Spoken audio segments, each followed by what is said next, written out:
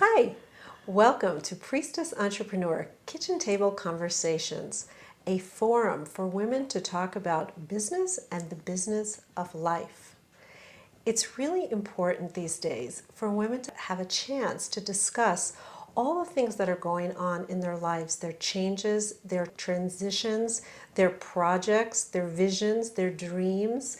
And we really need to hear from one another so that we can learn about how to do these things. How do we shift from a male-dominated society to a little bit more of a feminine balance? This is really a pivotal time in our evolution as a species, and we are here today to be part of that, to experience it and to create it. So I have created this show inviting women to sit and talk with me around my kitchen table, because we know that's where all the important information is shared, so that we can learn from one another how to successfully negotiate these very rocky waters that we're living in. And we find that when we do it together, we have fun, we become more successful, and we really enjoy our lives. And that's really what we're supposed to be doing anyway. So thank you for joining me today. And I have a very wonderful priestess entrepreneur with me today. Please welcome Jade Sund. And Jade has actually, in a very typical priestess entrepreneur fashion, she has evolved over the course of many years. And we're going to be talking about that with Jade today. How did she get to where she is today? What are her visions for the future? And what is all that about? Sister. Awaken, sister. Okay. Because we are awakening, right? We are awakening. So to contact Jade and to find out her information, awakensister.com. Very good. So Jade, welcome. And now I met you, you were doing something else. You were doing, and this is very typical, where we begin one business and we kind of transition birth into another part of our business. So the business when I first met you was called Ask, A-S-K, Training. So tell us about what you're doing today and how you evolved into this. Wonderful. Cindy, I started Ask Training after leaving the male-dominated world of residential roofing. Our family She was a roofer. owns a residential roofing company. I was the only roofer with really good-looking nails. And 3 years ago, I walked out of day-to-day, and I'm very blessed to have that be a business and not a job. So your business continues. The business continues. My husband runs it with a wonderful team of people. And from that male-dominated world, I had been out working on myself for, 8 years by then. What does that mean? What does that mean? Working on myself. What does that mean? Well, 11 years ago, actually this month, I was at a training and the gentleman said, go work on yourself. What kind Go of training? take care of it. What kind of a training? Believe it or not, I was in a training for real estate and lenders because I was smart enough to know that you could put the word roofer where it said realtor and work the same system. Okay. So we did. We were coached by that company for 8 years.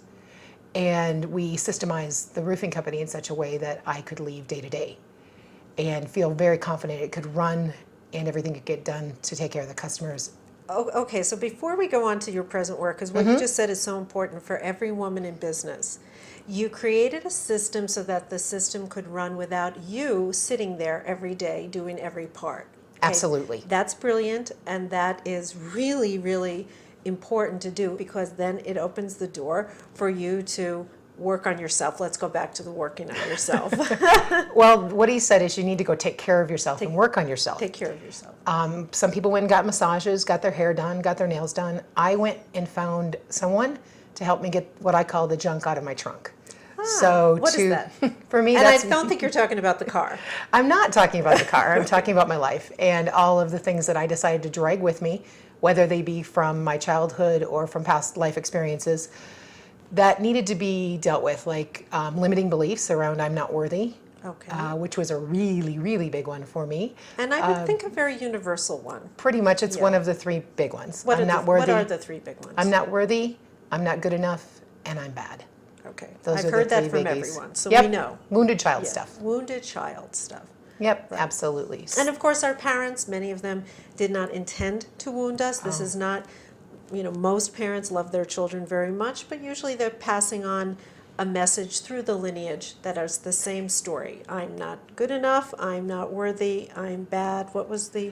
Those are the three Yeah, biggies. One yeah. I've found that can be even bigger from people is I'm not enough. I'm not enough. That one, Yes. honestly, the first time it was brought to me in a coaching session, reset me to where it took me 40 minutes before I was totally clear after Yeah. that change. So it's amazing what can be brought to you. So you go into this therapy work, coaching work, you become aware of Mm-hmm. the beliefs that you're carrying that you see maybe are not supporting you in living a full, successful life. My And journey then what actually happens? was coaching and therapy. I went through both. You went through both. What's the difference?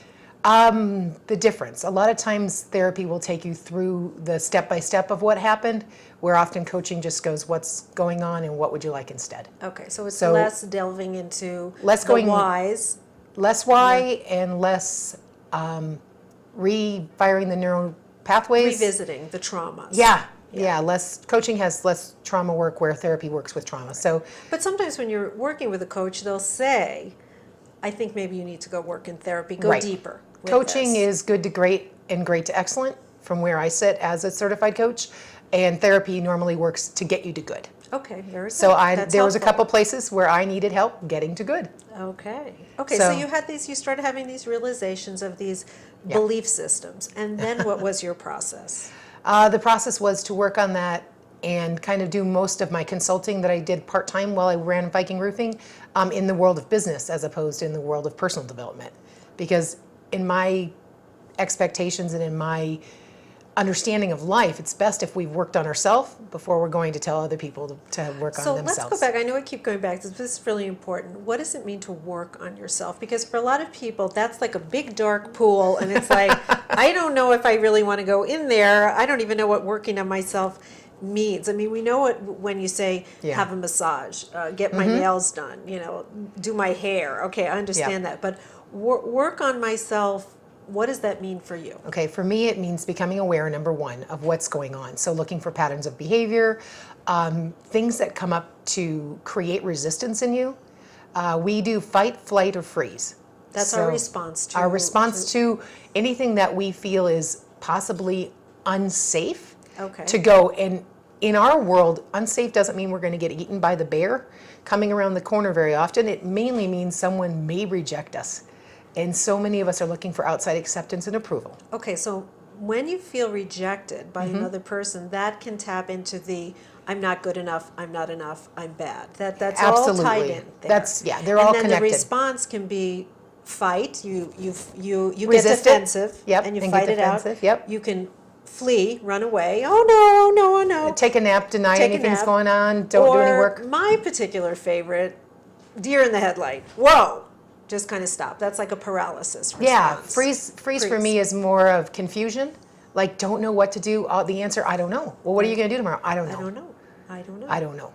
A lot of the I don't knows tend to go on Okay, so for you that. started this process of you're looking at your limitations, your limiting Yes. beliefs, and then what happened? So I went next? from awareness to understanding. So I wanted to understand. So I honestly, at one time, my ego had me have 14 different people working on me. What do you mean when you say my ego? I mean the part of me that felt I needed to be taken care of from the outside.